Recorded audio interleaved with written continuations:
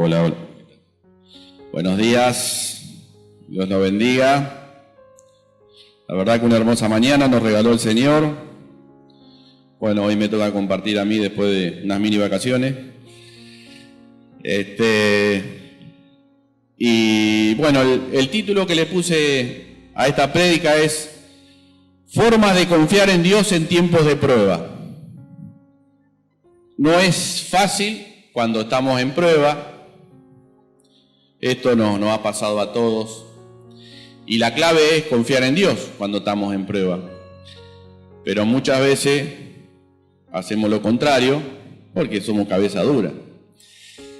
Y a veces estamos bien, estamos en nuestra vida cómodos, tenemos una rutina y parece que nuestra vida va funcionando y va andando, ¿no? Vamos en el andar. Pero de repente Dios nos manda una prueba y ahí nos cambia la vida. Nos saca de la rutina y muchas veces nos saca de balance. Porque como yo le digo, estamos vivos y estamos como parece a veces somos como robots, no nos damos cuenta, pero ya tenemos una rutina armada, nos levantamos a tal hora, vamos a trabajar, hacemos esto, hacemos lo otro. Y muchas veces nos acostumbramos a eso y cuando Dios permite la prueba, porque obviamente Dios la permite, ahí nos saca de balance, nos saca de foco, como que nos desenfocamos.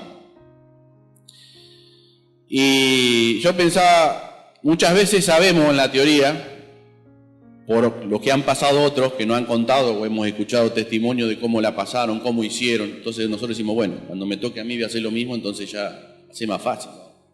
Ya voy a estar.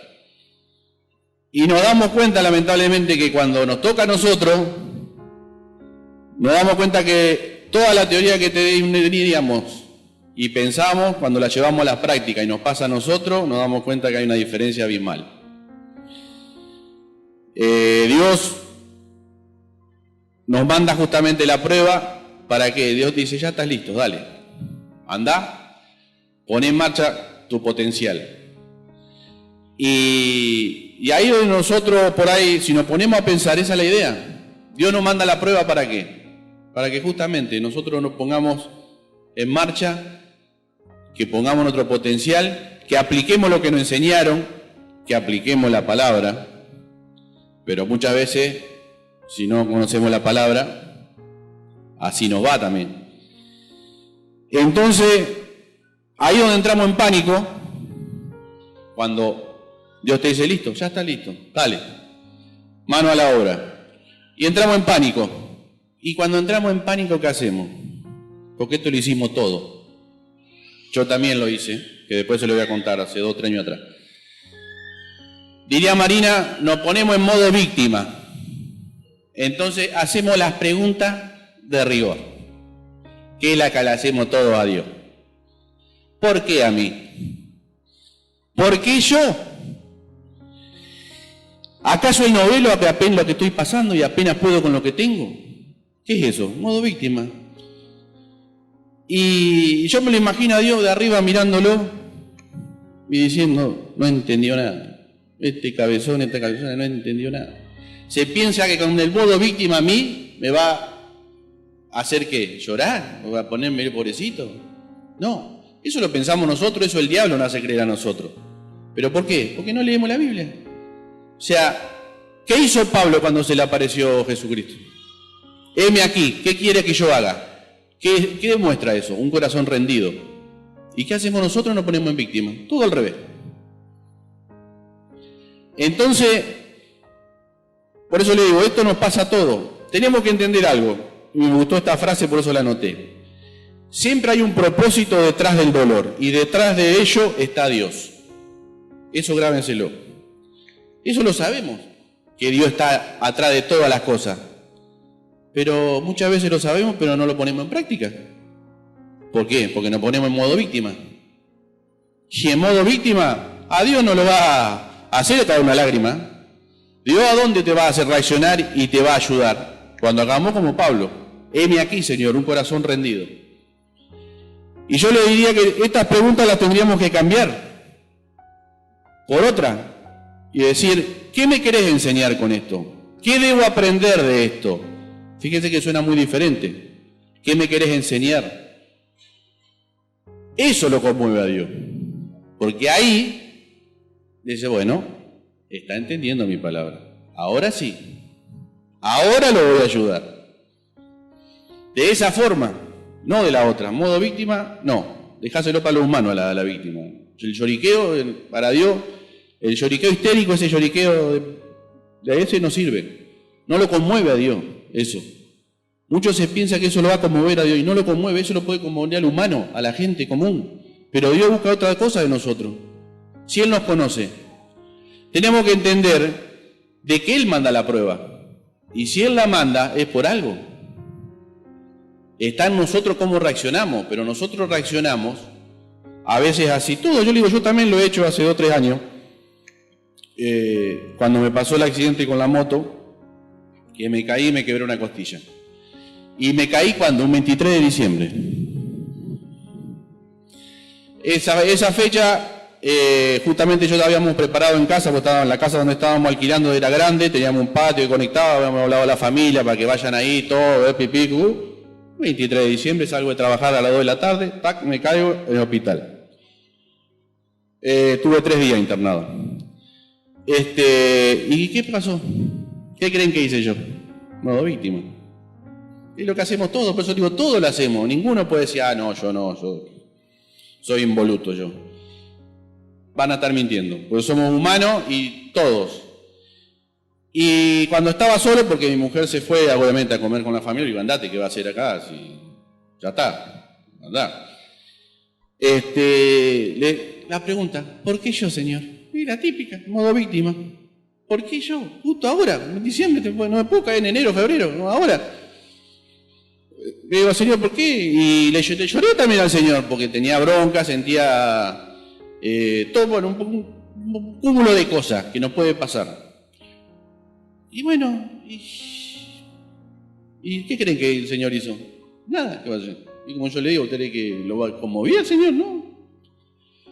Pero después, con el tiempo, hablando con los médicos, me dijeron, loco, te salvaste de milagro, porque si la costilla te tocaba el pulmón, te moría.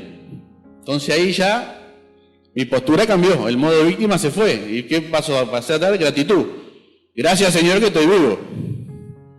Entonces, muchas veces nosotros no sabemos por qué el Señor manda tipo de pruebas. Obviamente que lo principal es para que crezcamos, que es lo obvio.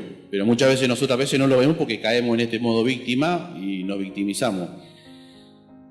Pero Dios lo que nos dice y nos manda a la prueba, y Él nos va a liberar solamente si confiamos en Él. Porque Él la manda, Él sabe, Él nos conoce, Él está al control de todo. Pero la condición de Él, ¿cuál es? Tenemos que confiar en Él. Si nosotros confiamos en Él y volcamos nuestro corazón, Él ahí nos va a liberar y nos va a ayudar a superarla. Pero ¿cuál es lo malo? Que hay ciertos hermanos, no lo digo que acá de esta congregación, hablo en general, por las dudas, que no aprenden de la prueba, no le sacan el jugo. Entonces Dios, ¿qué te dice? Parate y mirá, observás, tenemos que observar, tenemos que aprender para crecer, porque esa es la clave. Para eso Dios te manda la prueba, no para que la pases nomás como si te pasaba el agua, ya está. No, tiene un propósito. Es como le leí antes, detrás del dolor hay un propósito y detrás de eso está Dios. Pero eso es personal y eso depende de cada uno. Entonces, quiero llevarlo a que cada uno pensemos cómo han pasado la prueba o si aprendieron del error y ahora la próxima que la pasaron ya la pasaron mejor porque confiaron en Dios, hicieron las cosas bien. Yo le voy a hablar de 3 puntos. Y el primer punto es dar gracias como un ejercicio diario. Debemos practicar el don de la gratitud.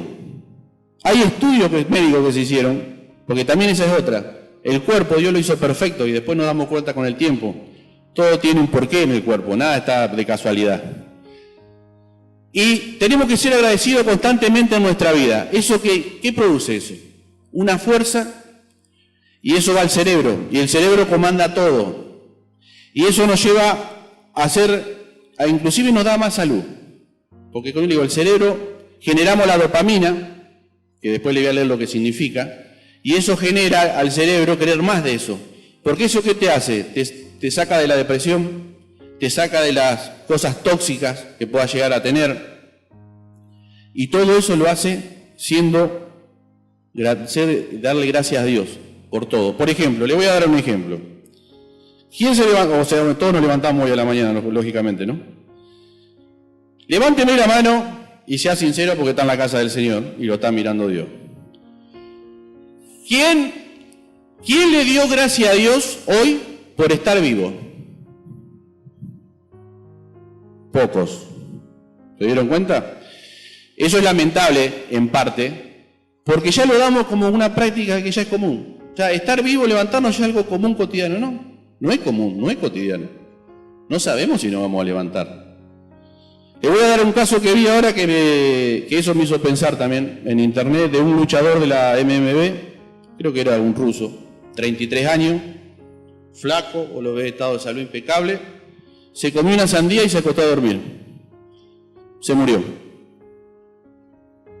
No sabemos si estaba intoxicada la sandía, bueno, no importa, el hecho es que se murió, 33 años. ¿A dónde va su alma? Solo Dios lo sabe. ¿Se dieron cuenta? Lo que nosotros tomamos como algo ya normal de levantarnos todos los días, no sabemos si al otro día nos vamos a levantar. Entonces tenemos que darle gracias a Dios por eso. Por la salud. Tenemos que darle gracias. Tenemos motivo para darle gracias todos los días a Dios. Por la salud, si tenés casa, dale gracias a Dios por tu casa propia. Si la está alquilando, dale gracias igual. Porque tiene un techo, hay gente que duerme en la calle. O sea, tenemos que constantemente, y eso nos saca de la negatividad y nos saca después de lo que el diablo nos pone, porque el diablo también es inteligente y trabaja. Le voy a leer el significado de la dopamina. Es una molécula que produce nuestro cuerpo de manera natural, que está presente en diferentes áreas del cerebro. Actúa como un mensajero químico o un neurotransmisor. Es decir, transmite señales entre las neuronas conectadas entre sí, controlando las respuestas mentales, emocionales y motoras. ¿Entienden? Entonces, si nosotros hacemos la tarea de ser constantemente agradecidos, no vamos a escuchar al diablo. Porque el diablo, ¿qué hace? Es sutil. Entonces el diablo viene y te dice, ¿qué te hace ver? No lo que tenés, sino lo que te hace falta. Entonces te saca de eso. Por ejemplo, ¿y la casa cuándo la va a tener? ¿Hace cuántos años está orando? Fíjate, el otro se la dio en 2 años. ¿El auto que querés, cuándo lo va a tener? Mirá la porquería de auto que tenés. Cada uno sabe en qué área le es más difícil. O tu hijo. ¿Cuándo va a ser salvo? Se va a ir al infierno y vos todavía estás. Ese es otro tema que quiero también dejárselo claro. La salvación es individual. ¿Sí? Y en esa parte tenemos que ser un poco egoístas porque nos vamos a ir al infierno. O sea, los que tienen hijos grandes y ya le predicaron, ya lo trajeron a la iglesia y no quieren saber nada, ¿qué tienen que hacer? Porque el diablo también le trabaja. Como yo digo, el diablo es sutil. Lo primero que tienen que hacer es entregárselo a Dios, orar y confiar y nada más. Olvidarse. Y dedicarse a ustedes, a vos, personal. Porque la salvación es individual. Porque el diablo te entretiene con tu hijo, tu hija o con otra cosa. Cada uno sabe lo que le afecta. Y vos no te das cuenta y te estás perdiendo vos. Porque cuando vayas arriba, se te acabaron las excusas.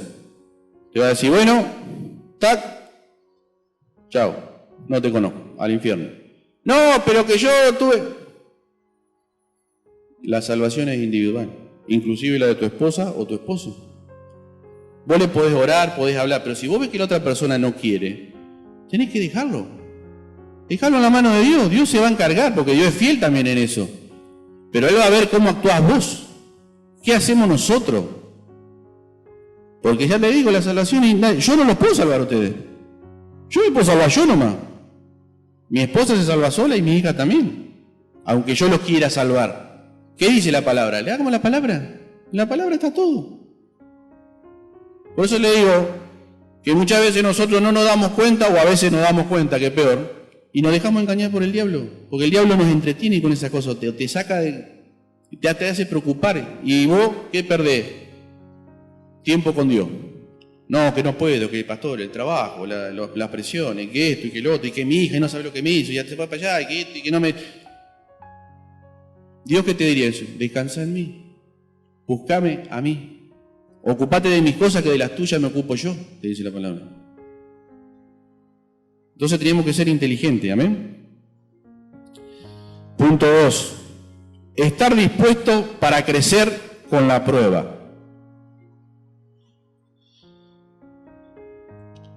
Entonces, lo que yo le decía, cuando Dios nos manda la prueba, aunque nos duela, es para nuestro crecimiento espiritual y personal. Entonces, si nosotros tuvimos y entendimos a confiar en Dios en los momentos difíciles, después nos va a ser mucho más fácil. ¿Y eso qué quiere decir? Que aprendimos a confiar en nosotros primero y a confiar en Dios. Esa es la clave. Tenemos que confiar en Dios en tiempos de prueba. Ahí está la clave para que salgamos más rápido inclusive. Porque si no, Dios te va a tener. Hasta que no aprendamos, no pasamos al otro curso, dirían los maestros. Hasta que vos no aprendas el primer grado, no va a pasar segundo. Tenés que aprender. Vamos a leer Proverbios 3, 5 y 6. Entonces, cuando nosotros confiamos y aprendemos, cambiamos la pregunta del ¿por qué a mí? Porque ya aprendimos de eso. Entonces, gracias Señor, porque entendí. Entendí por qué me mandaste esta prueba. Fíjese qué diferente que es. Pero ahí ya se la estoy diciendo cuando ya la he entendido en la parte final. Pero tuvimos que pasar todo un proceso doloroso para llegar a eso. Proverbios 3, 5, 6 dice: fíate de Jehová de todo tu corazón y no te apoyes en tu propia prudencia. ¿Qué significa esto? Que no tenemos que apoyarnos en nosotros, en nuestra inteligencia, en nosotros, sino en Dios. Todo nuestro corazón tiene que apoyarnos en Dios. Porque Él es el dueño de la verdad y en Él va a estar nuestra confianza y va a estar todo. Entonces de esa forma nosotros dejamos el modo víctima. Porque eso es lo que Dios justamente no quiere. Dios quiere que lo sigamos a Él, que nos volquemos nuestro corazón a Él. Que digamos, como dijo Pablo, heme aquí, ¿qué quieres que haga, Señor? Después de que venía de matar a los cristianos. Dios quiere eso de nosotros. Reconócelo en todos tus caminos y Él enderezará tus veredas. Tenemos que reconocer que Él es el único Señor de nuestra vida y que sin Él nosotros no podemos hacer nada. Cuando yo vengo a predicar, cuando yo venía acá decía: Señor, ayúdame porque yo solamente soy un barro, un vaso. Yo quiero que vos digas vos lo que quieras decir. No sirve de nada que yo venga, lo estudie de memoria y lo repita como un loro. Yo estoy reconociendo de que Él es Dios. Yo solamente soy un instrumento nada más, pero el que obra es Él. El que toca los corazones es Él, no yo. Yo no puedo hacer nada. El que salva es Dios, no yo. Y como yo le decía, uno nomás solamente da la palabra, pero el que obra es Dios. No nosotros no tenemos que creerla. Nosotros no hacemos nada. Solamente estamos de paso en esta vida y estamos para así bendecir a otro, para llevarle la palabra, pero el que obra es Dios. Entonces tenemos que reconocerlo a Él y Él después nos va a premiar a nosotros, obviamente, como dice su palabra, pero tenemos que leer la palabra.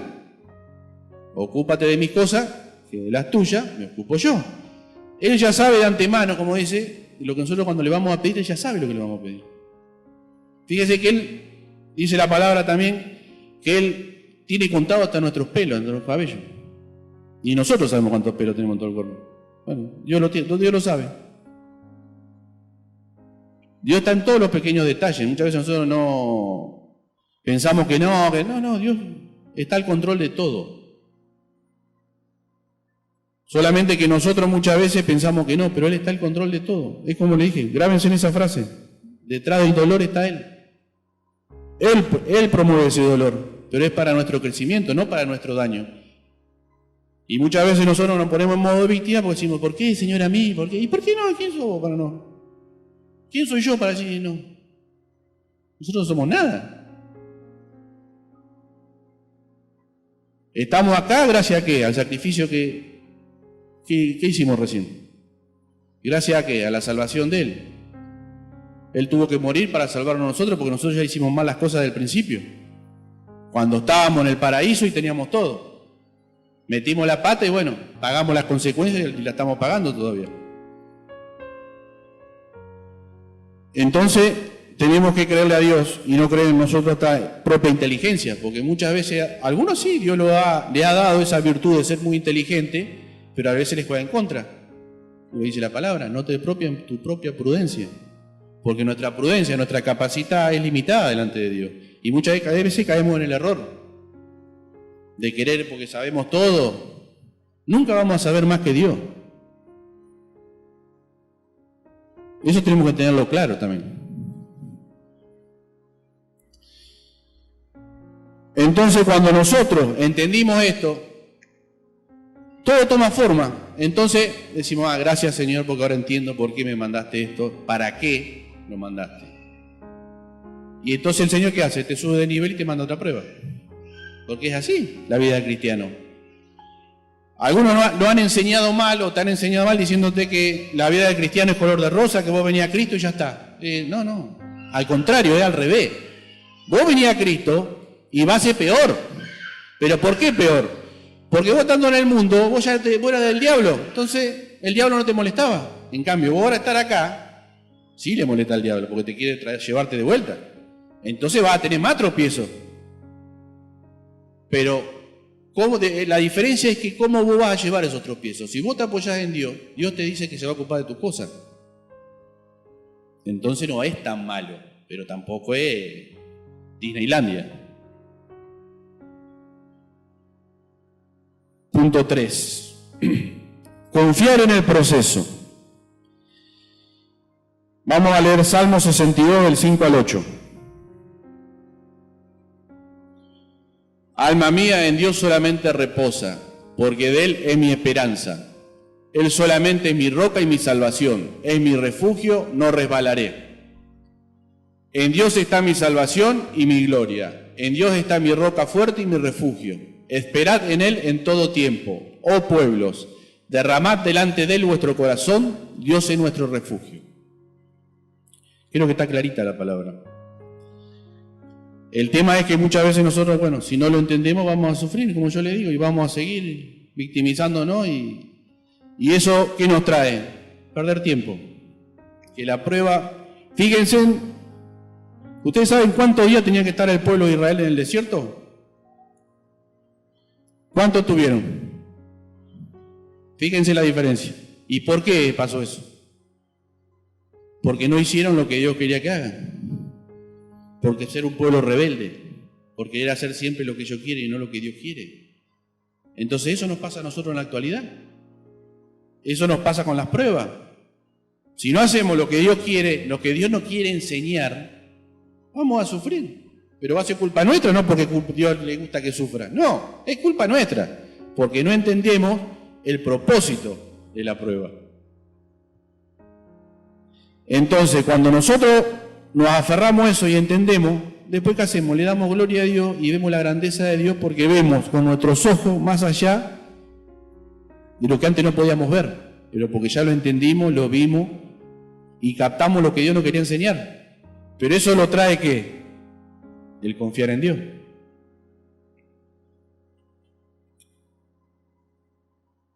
Confiar en Dios, ¿qué nos va a traer? Paz, esperanza. Eso es cuando ya pasamos lo difícil de la prueba y ya entendimos el porqué. Nos va a traer poder, felicidad. Fíjense todas las cosas que nos trae cuando entendimos la prueba y salimos del dolor. Pero bueno, eso está en cada uno. Yo quiero que mediten en esto Y no sé ahora en qué fase están ustedes de la prueba. Si están en la primera parte de modo víctima o si ya entendieron y la pasan diferente. Todos pasamos por eso, porque ya le digo, yo también lo pasé, aprendemos en el error, porque de eso se trata también. No todos la sabemos todas, y como yo le dije, yo ahora soy pastor, pero soy nuevito, tengo 1 año y tampoco me la sé toda, me puedo equivocar. Es más, puedo a lo mejor sin yo quererlo, puedo dar mal un mensaje o una frase o algo. O sea, por eso siempre decimos lo mismo. Cuando uno predica acá, uno tiene que cotejarlo con la palabra. Tiene que, a ver, lo que dijo el pastor es verdad, ¿está en la palabra? A ver, vamos a buscar el versículo, a ver, ¿lo que dijo está bien o se mandó una verdura? O dijo cualquier cosa. Ese es un temor que yo siempre tengo y siempre le oro al Señor antes de pasar a predicar. Señor, no quiero decir cosas que no tenga que decir. El Espíritu Santo, decime cosas que sean de bendición, porque ese es el temor que yo tengo, que es el que tenemos que tener todos cuando vamos a... Yo de acá, el líder, el que tenga que enseñarle lo mismo. Porque después vos te llevas a tu casa una mala enseñanza. Y después, ¿cómo la corregís? Entonces, como conclusión, yo me anoté acá, confiar en Dios en tiempo difícil porque Él todo lo conoce. Sabe tus capacidades, conoce tu éxito y crecimiento personal. Confiar en Él es la clave, aunque te traiga dolor, porque Él sabe el inicio y el final. Y recordá siempre que detrás del propósito y detrás del dolor está Dios. Amén. Bueno. Eso le quería compartir hoy. No sé si fue muy cortita o no, pero espero que Dios le haya hablado. Porque, bueno, a mí me hacía pensar de las cosas que yo pasé y, bueno, y uno saca sus conclusiones. Y es como yo le dije, yo también caí en el modo víctima. Así que... Pero bueno, vamos a orar. Y después quiero invitar a las personas que quieran, que necesiten oración. Marianela, después pasá, que queremos orar por vos también. Ya algo comentó Pablo, así oramos el que quiera ser ministrado. Amén.